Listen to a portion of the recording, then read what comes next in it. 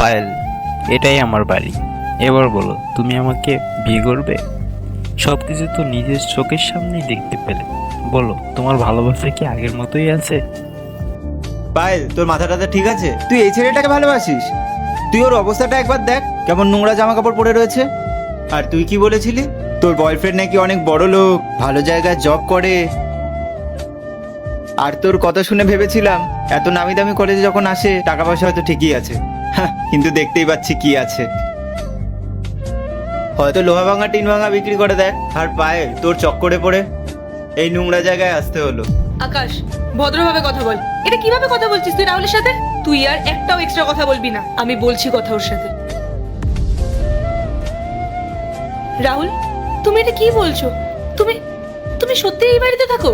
তুমি আমার সাথে মজা করছো, তাই না? না না পায়েল, আমি তোমার সাথে মজা করতেছি না। এটাই আমার জীবনের বাস্তবতা, যা আমি তোমার থেকে লুকিয়ে রেখেছিলাম।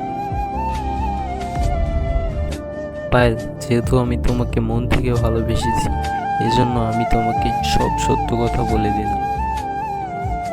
রাহুল, আমি কিচ্ছু বুঝতে পারছি না। তুমি যদি এখানেই থাকো, এই অবস্থায় থাকো, তাহলে তুমি এত নামি দামি কলেজে ভর্তি হলে কি করে? ওখানে তো অনেক বড় লোক বাড়ির ছেলেমেয়েরা ভর্তি হয়। ওই কলেজের এত বেশি ফিস, তুমি সব দ্বিতীয় নম্বর পার্টটি দেখতে হলে অবশ্যই চ্যানেলটাকে সাবস্ক্রাইব করে কমেন্টে পার্টগুলো লিখতে হবে।